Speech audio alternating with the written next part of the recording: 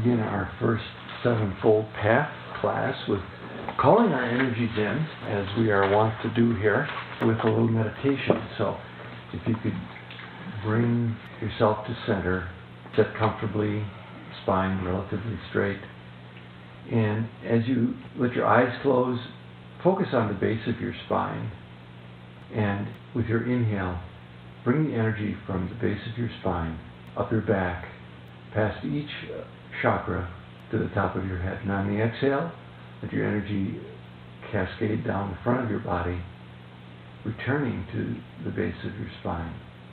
Again, forming the sacred circle of our breath and our intention.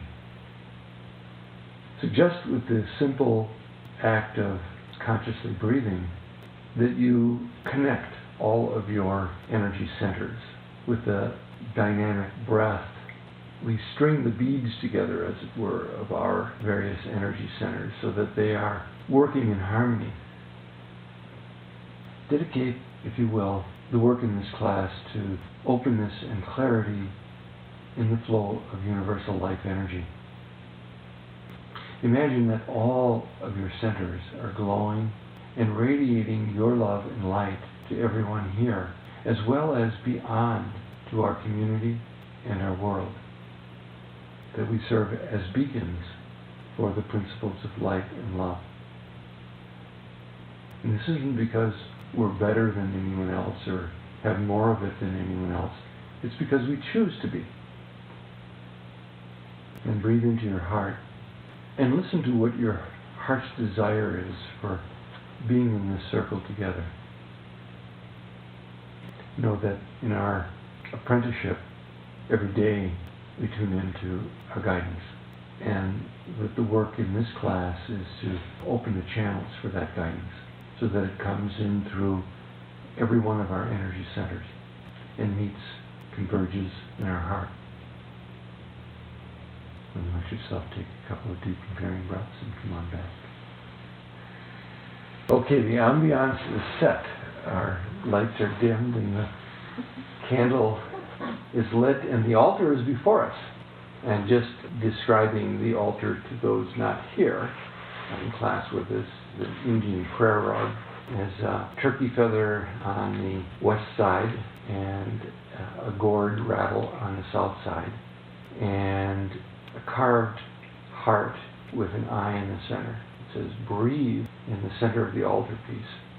And then the various symbols for the chakras are scattered around with other objects like a seashell, camel, turtle, sage, and an Indian calendar of all of the signs of the zodiac, and a crystal. Now, I describe the altar because I'm going to ask some one or ones to take responsibility for actually creating the altar, different people each month. So depending on the chakra you choose, the chakra you're working on. And you won't be the only, we all are going to bring something every month for the altar. So it's like you don't have to do it all, but you will choose the cloth underneath, usually the color of the chakra. We'll go with the cloth. So first chakra, it'll be a red cloth, and so on.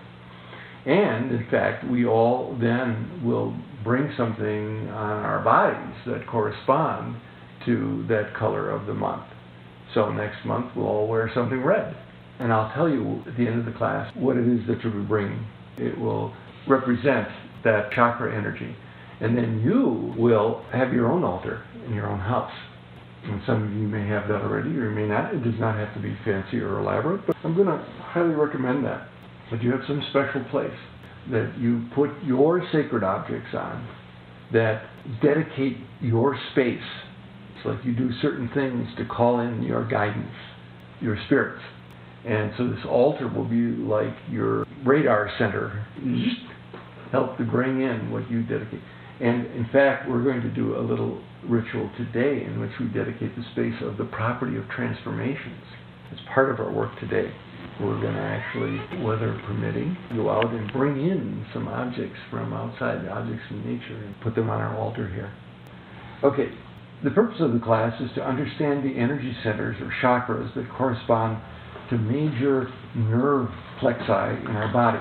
This is actually what I'm saying right now is right in the first page of your handout.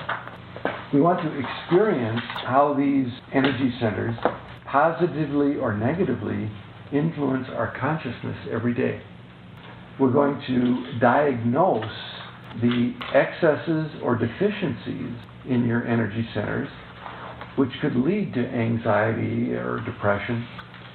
We're going to learn and practice simple physical, emotional, mental, and spiritual exercises that you can do to bring your personal system into balance for maximum vitality, productivity, and joy. So each month we're going to build on what we've done the month before.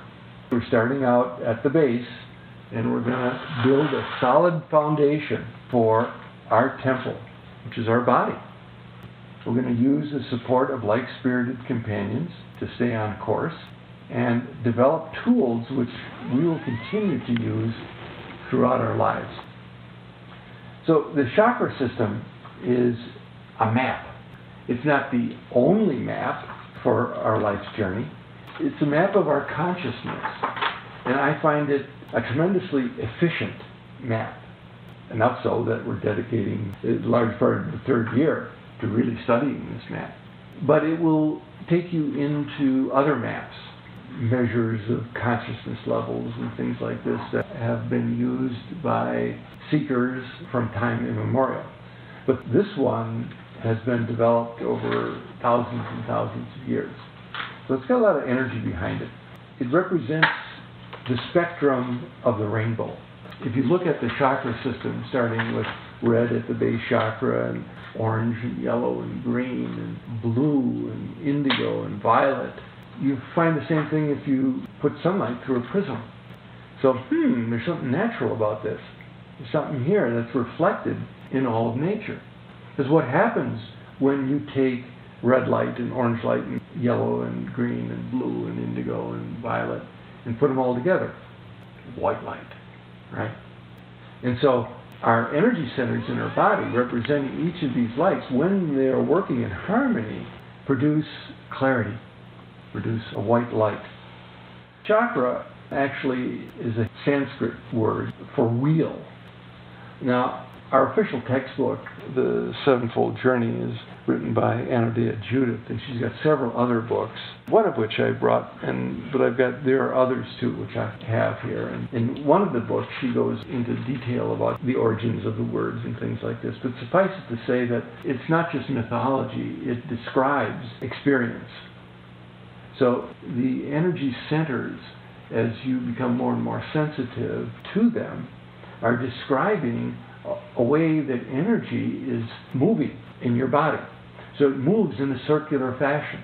When various energy flows get together, they create this movement.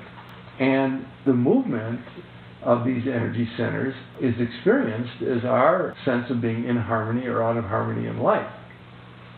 So this vortex of energy created by the presence of consciousness within the physical body, because as we studied in the first year, the body is an energy conducting system, and the chakras are the result of the major flows of energy within this system coming together.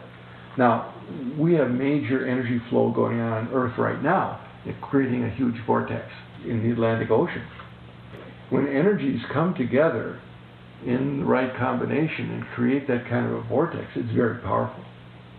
Look at your handout in the fourth page in figure 1.1, and that is some examples of how vortex circle or mandala, vortex of energy is reflected in nature. There are these correspondences from single-celled creatures right on up through hurricanes, and they're beautiful. Next page, there's some more of them, figure 1.2. These are more examples of chakra forms found repeatedly in nature. So we have these vortices of energy within us, which we will become more appreciative of and sensitized to and masterful with this year.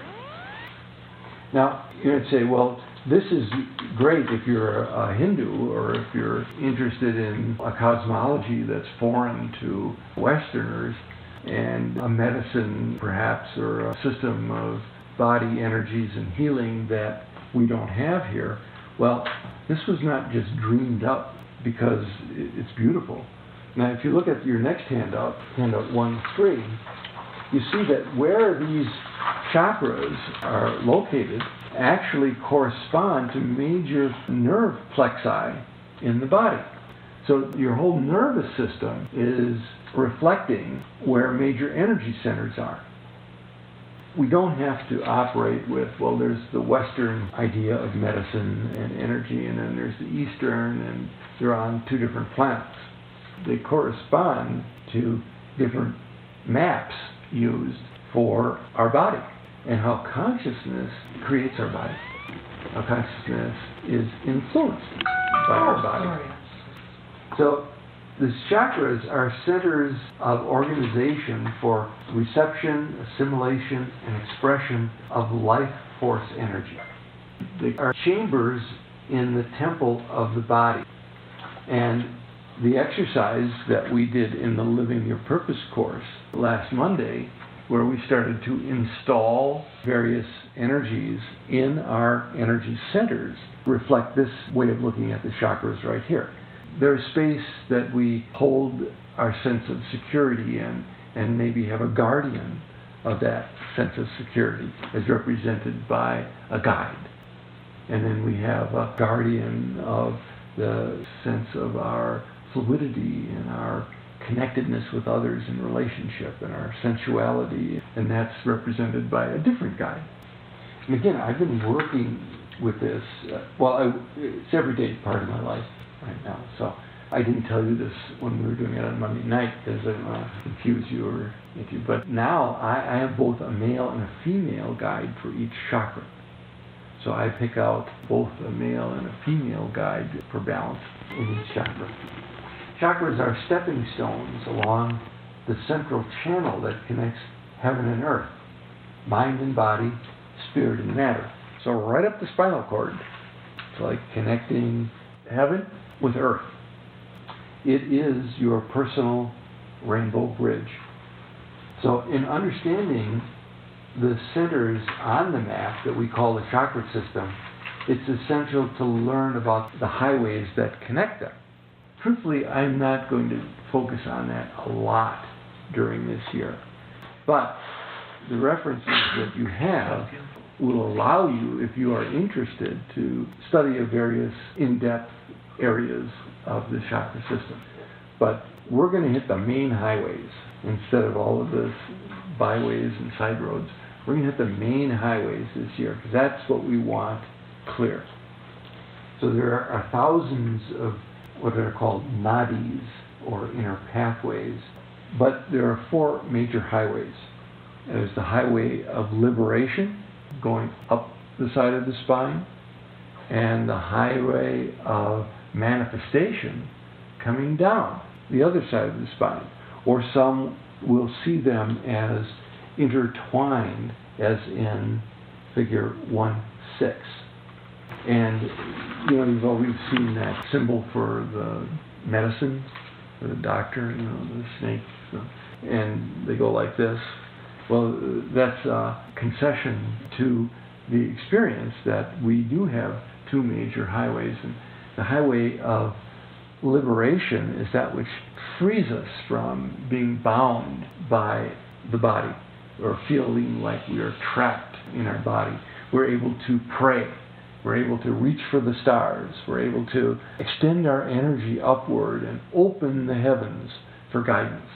Now, if that's the only thing we had, we'd be floating around up there and not very much connected to Earth. And some people are like that. They like that highway, and that's where they want to spend most of their time. Their head in the clouds, as we'd say. The other highway is the one that comes down, brings energy down to the earth, roots us, grounds us in the earth, and helps us manifest things. So I get the idea I'd like to go to the concert tonight, and I put it through my fingers onto the computer and order tickets, and voila, I get tickets. I've manifested something. Whereas if I'm just up there thinking, oh, wouldn't it be nice to go to the concert? Oh, that would be great. And never get off the dime and manifest anything. I never bring the energy down into my body and do something with it. I'm light on the participation on Earth, a little sketchy on it. On the other hand, if that's all I'm about, is just accumulating material things. How many more toys can I get than the next person? How can I fill my space up with material goods? And I have no sense of connection to the divine, then my life is pretty earthbound. So the upward current, the current of liberation, to liberate ourselves from constricting or compulsive behaviors, called mukti. The downward current, the current of manifestation, becomes denser and more specific. It's called bhukti, B-U-K-T-I. So as these two currents pass each other, and this is part of the, I'd say, more poetic description of how chakras are formed, as these two currents pass each other, one's coming up and one's coming down, just like if there were a wheel here, and I put my one hand up one side and the other hand down the other, the wheel starts spinning. So as these energies are flowing up and flowing down, so my heart wants to be in devotion and to pray. And so I got the energies going up that side of my heart. And at the same time, I'd really like a sports car. So I got something coming down. And so how do I put that together? I pray for a sports car. I put some of my energy into a savings account. So it brings me to the here and now. In the higher chakras, there's more of a sense of liberation and freedom, and not a lot of substance there. If I'm just praying and meditating, that is a kind of substance. It's not like it's just imagination. But it's very different than if I'm in the root chakra, dealing with my security and wanting to dig a pit and so I can put my vegetables in for the winter. I can dry my vegetables and put, that's very earthy, very earthbound. So the lower chakras dealing with security, relationships, power, different than the upper chakras dealing with transcendence, connection to the divine, insight, speaking the truth. So those are two of the major highways, the liberation current and the manifestation current. I said there were four. The two other highways are the ones that are horizontal. Those were the vertical. These are the horizontal. So from my power chakra, I am going out. I'm sending energy out from my power chakra. All right, everyone on their feet. We're going to do jumping jacks. The throat chakra is speaking and the power chakra is throwing the pillows around. And so it's how we put energy out into the world, how we connect through our expression. And, of course, the other highway is receiving. If all I'm doing is putting out, pretty soon I'm feeling depleted. And my chakra is getting all flabby and weak. And so I need also to be able to receive. And so there's an incoming flow of energy. If either one of these are blocked, I experience it in my life as imbalance. I think this is pretty common sense. If I'm not receiving from other people, no, that's okay, I'll just do for you, and I'm just, I get into the caretaker complex. Or if I'm take, I never have enough, I need more, how come you aren't paying any attention to me, and I need, gimme. So the function of the chakra energies is our outward expression of life intentions, how we creatively handle our goals and enjoyment in life. So if we want to, say, deal with relationship issues, I might want to increase the energy that I have in my second chakra. And we'll talk, of course, this year about how to do that. So I often increase my energy in order to deal with a challenge or an issue. I may decrease my energy in an area if I want to get away from a problem. It's like, oh, people are just wanting too much from me. They're wanting me to take care of them all the time. They're wanting me to continually pay attention to them. And it's like, oh, enough. So I shut down my heart. I had to close it off. I've been hurt or depleted or whatever. And so I just want to avoid having to deal with that. I close down the chakra. And now, we all need to open and close the chakras. It's not like the ideal is be open all the time. No, that will lead to crash. Like a flower, you need to open, take in nurturing the sun, and close for recuperation. And so part of our mastery with the chakras is knowing that balance. There is time to contain my own energy, hold my own counsel. However, if I get stuck in one position or another, that then creates the discomfort, the imbalance and consequent discomfort. Now, some of your chakras may take the lead and become excessive.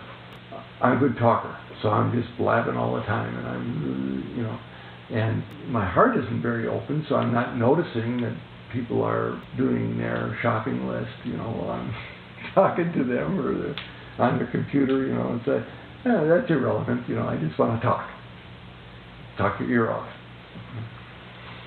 So I may have an excess in fifth chakra and a deficiency in another chakra. That's, again, being out of balance.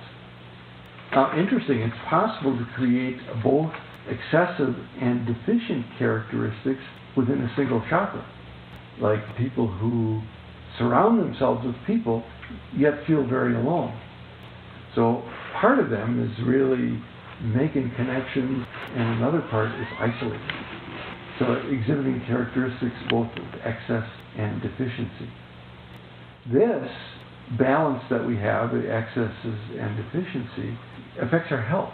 Again, this is not just, am I having a super happy day or a kind of a down day?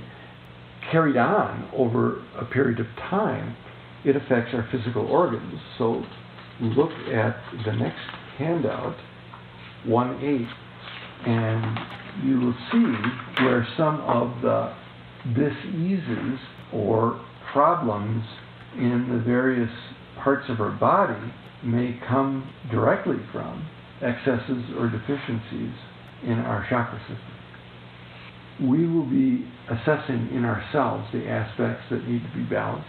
Am I expressing but not receiving, becoming depleted, leading to deficiency? Or are there things that want to express that aren't being allowed to? And that's building up an excess and pressure in my experience of life. If my manifesting current is blocked, then I get a reputation for being up in my head. I'm up there thinking about stuff all the time, but doing nothing. That's getting the job done. On the other hand, if my liberating current is blocked, then rather than tying my activities to something that feels freeing and joyful, I just do it rotely and, okay, time to pray. Meal prayers, bedtime prayers, morning prayer. I might have all sorts of rituals that I'm just doing rotely, but they're not connecting me to anything. They just become habits. And then that's not pleasurable enough, so the habit of drinking, the habit of smoking, the habit of whatever. I try to get high in ways that don't really connect me.